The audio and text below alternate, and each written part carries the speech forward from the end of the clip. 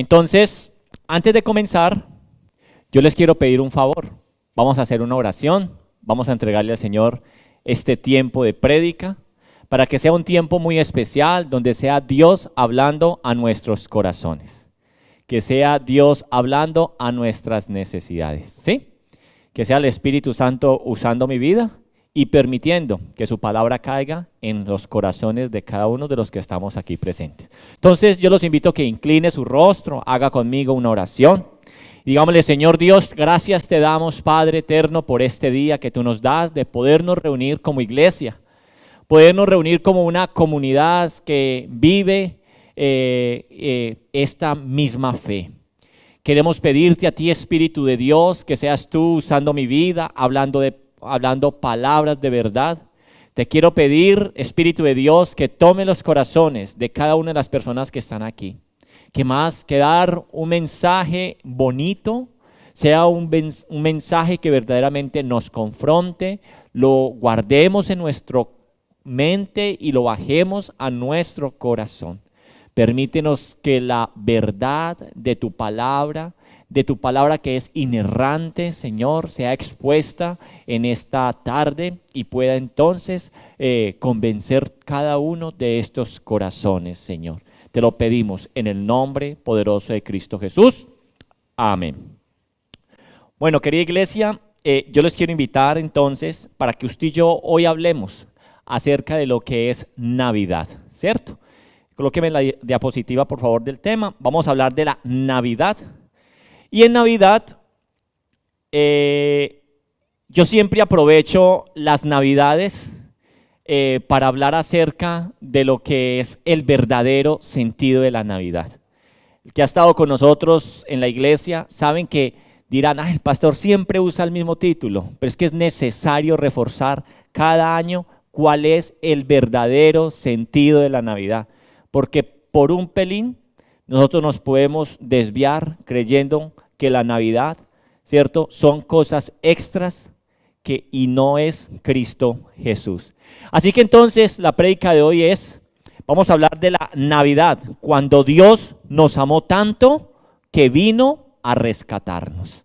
Eso es lo que usted y yo vamos a celebrar en esta Navidad, que hace más de 2000 años nació en Belén un niño, pero no un simple niño, sino el Dios encarnado que vino a darnos salvación a cada uno de nosotros.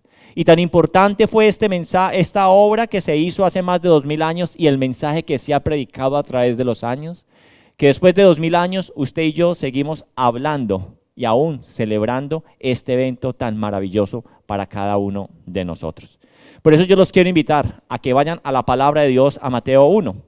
Y a partir del versículo 18, usted y yo entonces leamos lo que es el nacimiento de Jesucristo. ¿Estamos ahí todos? Versículo 18. El nacimiento de Jesucristo fue así. Estando desposada María, su madre, con José, antes que se juntasen, se halló que había concebido del Espíritu Santo. José, su marido, como era justo y no quería infamarla, quiso dejarla secretamente. Versículo 20. Pensando él en esto, he aquí, un ángel del Señor le apareció en sueños y le dijo: José, hijo de David, no temas recibir a María tu mujer, porque lo que en ella es engendrado del Espíritu Santo es. Y dará a luz un hijo y llamarás su nombre Jesús, porque él salvará a su pueblo de sus pecados. Todo esto aconteció para que se cumpliese lo dicho por el Señor por medio del profeta cuando dijo, 23, he aquí, una virgen concebirá y dará a luz un hijo y llamará su nombre Emmanuel, que traducido es Dios con nosotros. Amén. Así que entonces, querida iglesia, acá en estos versículos nosotros estamos hablando o recordando lo que la palabra de Dios nos dice a nosotros acerca de lo que fue el nacimiento, la concepción y nacimiento de nuestro Señor Jesucristo. Pero querida iglesia, en esta época de la Navidad, que por cierto es hermosa. A muchos nos gusta, muchos la anhelamos, muchos la deseamos, porque es una época especial donde vemos luces, donde las familias se reúnen, donde hay sonrisas, donde hay una mesa llena y donde los corazones son sensibles. Yo no sé si usted se ha dado cuenta, pero la Navidad tiene un toque especial que hace que los corazones sean sensibles. Seamos más dadivosos, seamos más tolerantes. Si hay, a veces la Navidad se aprovecha para volver a hablar con aquel hermano que no nos habíamos hablado hace mucho tiempo, volver a casa, volver a ver a nuestros parientes. El corazón se vuelve un poco sensible.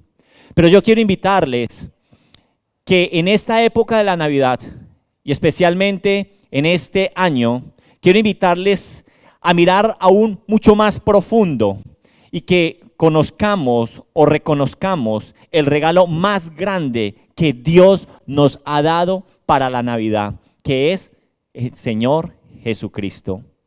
La Navidad es un recordatorio tierno, poderoso y eterno de que Dios nos ama a nosotros. Hay un atributo muy especial de parte de Dios, y es que Él nos ama a cada uno de nosotros, pero Él es un Dios que con su amor es un Dios que es justo. Por eso digo yo, Navidad, cuando Dios nos amó tanto que vino a rescatarnos a cada uno de nosotros. Pero también es un llamado durante la Navidad para que usted y yo corrijamos la manera en cómo nosotros pensamos acerca de quién es Jesús. Y yo quiero que a medida que vayamos avanzando en este sermón, usted ya se esté preguntando, ¿quién es Jesús para mí? ¿Quién es Jesús?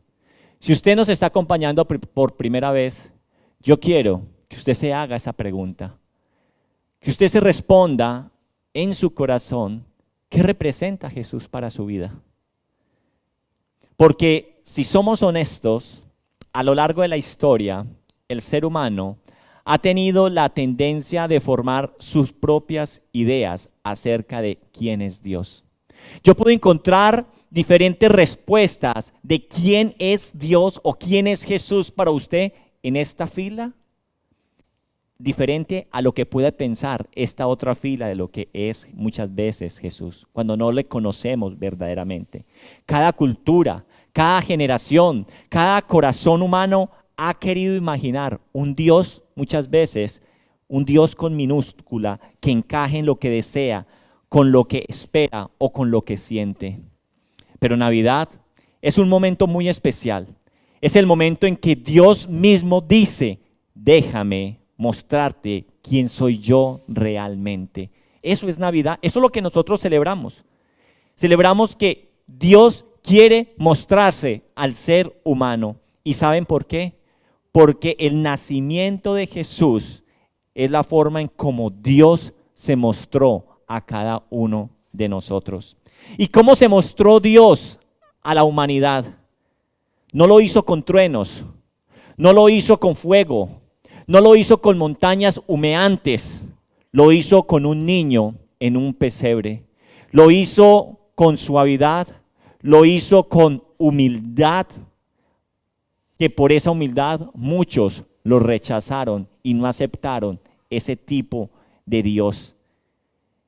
Dios nos presentó a ese niño como nuestro Salvador y lo hizo con amor. La Navidad entonces es Dios mostrando quién es Él. Eso es la Navidad.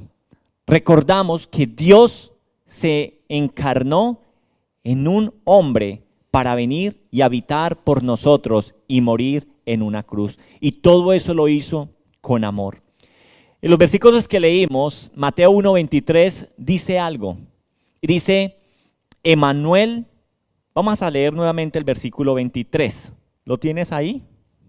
El versículo 23 dice, he aquí una virgen concebirá y dará a luz un hijo, y llamará su nombre Emmanuel, que traducido es Dios con nosotros. Emmanuel es Dios con nosotros.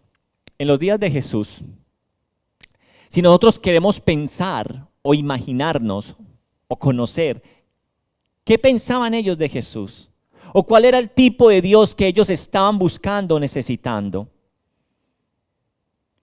nosotros vamos a encontrar que en la época de Jesús, el pueblo que tenía esa necesidad de ese Mesías, en esos días el pueblo tenía sus propias ideas de ese Mesías, de ese Emmanuel que iba a venir. Ellos soñaban con un Mesías fuerte, ellos soñaban con un Mesías como un rey político, un rey rompiendo el yugo romano. Recordémonos que en la época de Jesús había un imperio e Israel estaba bajo el dominio de ese imperio.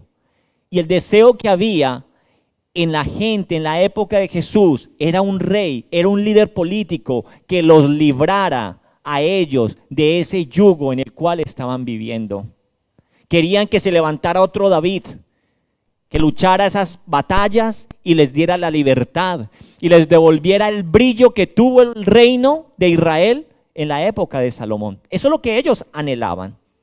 Eso es lo que ellos deseaban en su corazón. Querían a alguien que resolviera los problemas inmediatos que ellos tenían en ese momento. Las dolencias, la pobreza, la opresión, la comida, la seguridad. En otras palabras, querían un Dios que hiciera lo que ellos querían. Pero aquí hay un gran pero, porque la verdad es que Jesús no vino como ellos esperaban. Y por eso a Jesús lo rechazaron. Porque Jesús no vino a darles libertad de la opresión que ellos tenían del imperio romano. No vino a llenarles solamente el vientre. No vino a limpiarlos de sus dolencias o librarlos de la pobreza. La verdad es que Jesús, el Mesías, que nació hace más de 2000 años, vino a este mundo no como lo que ellos deseaban, sino como lo que ellos necesitaban. Cuando Dios llega a nuestras vidas, querida iglesia, Él no llega a satisfacer solamente nuestros deseos. Él llega a nuestra vida a darnos verdaderamente lo que usted y yo necesitamos. Y hay veces usted y yo no somos conscientes de qué es lo que necesitamos. Y hoy, nosotros no somos tan diferentes a como aquella gente de aquella época. Muchos querían un Dios, entre comillas, con D minúscula, que les cumpliera sus deseos. Hoy nosotros eso lo queremos, que abran los caminos, que nos haga prosperar, que nos saque del apuro, que nos dé la comodidad que nosotros queremos para nuestras vidas. Yo ahorita le preguntaba a ustedes, ¿quién es Dios para su vida? Y yo digo que muchas de las respuestas encajan en esto que yo les estoy diciendo. Muchas veces Dios es aquel que nos va a ayudar a cumplir nuestros deseos. Cuando usted le pide a Dios, usted le pide a Dios conforme a su voluntad o conforme a mi voluntad. ¿Cómo ora usted a Dios? ¿Con un pliego de peticiones o usted ora queriendo conocer la voluntad? Lo que pasa es que cuando Jesús no hace lo que esperamos, muchos también lo terminan desechando como lo desecharon en aquella época. Y terminan desechando a Jesús y empiezan a fabricar un Dios mucho más pequeño, un Dios cómodo y un Dios a la medida de cada quien. Por eso allí afuera, cada quien tiene una percepción diferente de Dios. Para mí Dios es amor, para mí Dios es libertad, para mí Dios es fraternidad, para mí Dios es amistad, para mí Dios y muchas cosas pueden contestar. Pero querida iglesia, Navidad nos recuerda una verdad preciosa. Dios no vino para ajustarse a nuestras ideas. Dios no vino para ajustarse a nuestros deseos. Dios vino para mostrarnos su verdadera identidad. Porque un padre amoroso no da lo que uno quiere, da lo que uno necesita. Y a eso vino Jesús. No para lo que nosotros queremos, sino para lo que verdaderamente nosotros necesitamos. Y lo que el mundo necesita no es un rey militar. Lo que el mundo necesita es un Salvador eterno. Lo que necesita el mundo hoy no es comodidad, no es cómo usted puede ser feliz, sino lo que verdaderamente el mundo necesita es reconciliarse con Dios. Y Jesús es el único que puede hacer eso posible. Y por eso hay tanto amor en esa obra maravillosa de que Dios se encarnara hace más de 2000 años, porque solo a través de Cristo usted y yo podemos ser reconciliados con Dios. Navidad entonces es el amor de Dios descendiendo a nosotros. Emmanuel, Dios con nosotros. Lo que quiere decir este versículo 23 es Emmanuel, Dios con nosotros, es así soy yo soy Emmanuel, soy Dios contigo, Él está en medio de nosotros. Ahora bien, Jesús, lo he dicho, no vino a cumplir nuestros caprichos. Yo no quiero que usted se sienta como que, ay, ¿cómo has regañado? Él vino a lo que usted y yo necesitamos. Él vino a sanar nuestra alma. Mateo 1:21 dice, Él salvará a su pueblo de sus pecados. Él salvará a su pueblo de sus pecados. Qué hermoso es esto, querida iglesia. Saber que Jesús vino a eso, a librarnos, a salvarnos de nuestros pecados. Jesús no vino obligado a este mundo. Jesús no vino por compromiso. Jesús no vino porque nos portamos bien. Jesús no vino porque lo mereciéramos. Jesús vino porque nos ama y quiere salvar a los suyos, quiere salvar a su pueblo. Y el amor verdadero no siempre da lo que pedimos, pero sí da lo que nosotros necesitamos. Y yo creo que eso lo vamos entendiendo un poco más los padres, ¿sí o no? Los que tienen hijos van entendiendo que uno a los hijos, uno no le da todo lo que piden. Si usted le da todo lo que le pide a un hijo, el niño lo entiende que es que tú no me amas, porque tú no me das todo lo que yo quiero. Pero uno ya entiende como padre, y es que quien dijo que darte todo es mostrar que te amo. Amarte no es darte todo lo que tú deseas en tu corazón, es darte lo que verdaderamente tú necesitas. Y eso es lo que nosotros tenemos que entender del amor de Dios, que muchos apostatan de su fe, niegan de Dios y del amor que Él tiene por nosotros, porque no recibimos lo que nosotros verdaderamente deseamos. Entendamos algo y guardémoslo en nuestra mente y en nuestro corazón. El mayor problema del ser humano no está afuera. ¿Está dónde? Adentro. El verdadero problema suyo y mío no es que no tengamos plata para pagar la renta. El verdadero problema suyo y mío no es que no tengamos un hombre o una mujer para vivir el resto de la vida. Porque usted consigue la plata, paga la renta y usted después se da cuenta que el problema sigue. Consigue ese hombre, esa mujer que usted tanto anhelaba para casar y pasarse el resto de la vida y después se da cuenta usted que eso no te llenó completamente. Y mal direccionado se da cuenta que antes eso se devuelve un problema mucho más grande. ¿Sí? Por eso dice, es mejor estar solo que mal acompañado, ¿sí o no? Entonces, el mayor problema del ser humano no está afuera, sino adentro de nuestro corazón. El problema real del ser humano no es político. Miren las naciones, cuánto se desgastan creyendo que la solución está en conseguir un presidente X o Y, un presidente de derecha, de izquierda, de centro, elíjalo, y se van a dar cuenta que ahí no está el problema. El problema está dentro de nosotros. Mírese usted, ¿cómo es usted como ciudadano? Sus esperanzas muchas veces están en un hombre que gobierne su nación, pero su corazón Sigue corrompido.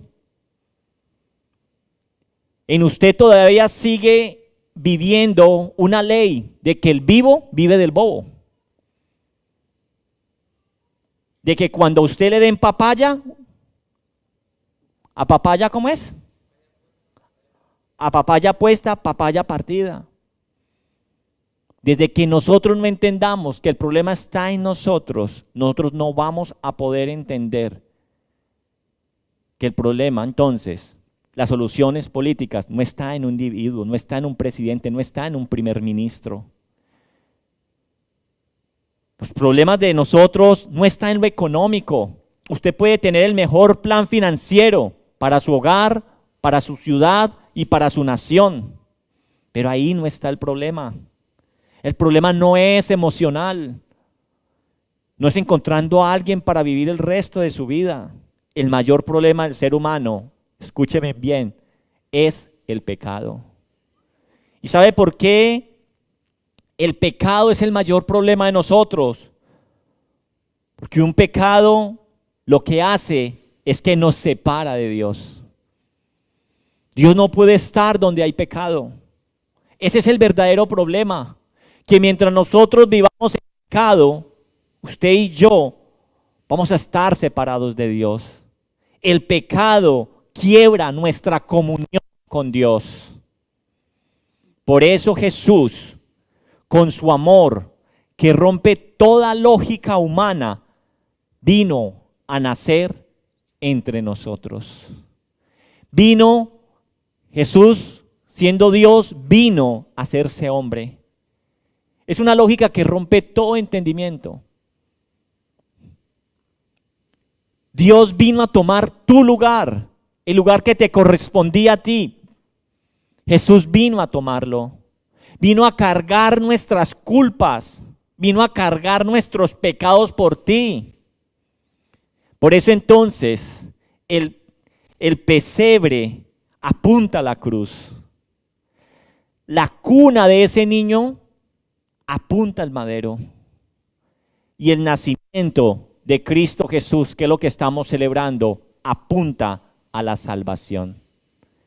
Navidad nos dice, querida iglesia, eres tan amado que Dios mismo vino a este mundo a reconciliarlo con Él. Eso nos recuerda a nosotros Navidad. Que Dios ama tanto a los suyos que Él vino a este mundo a reconciliarnos con Él. Eso no cabe en nuestras mentes. No cabe en nuestras mentes. Ahora, ¿cuál debe ser la respuesta a la Navidad, a ese acto de amor, a ese nacimiento? Nuestra respuesta es recibir el amor de Dios y rendirnos a Él. Rindámonos a sus pies. Y usted dirá, ¿cómo nos podemos nosotros rendir a Él? Un buen ejemplo para esto es lo que nos narra a nosotros Lucas 2. Lucas 2 nos narra a nosotros en cómo, vaya Lucas 2, nos narra a nosotros cómo los ángeles vienen a los pastores y les anuncian que ha nacido en Belén el Mesías. Yo los quiero invitar a que leamos a partir del versículo 15. La historia cuenta de que estaban los pastores pastoreando sus ovejas durante la noche y que viene un ángel y les anuncia que os ha nacido en Belén el Salvador. Luego dice que vienen huestes celestiales y alaban, ¿cierto? Todos en el cielo, ¿cierto? Gloria a Dios en el cielo y en las alturas, dice.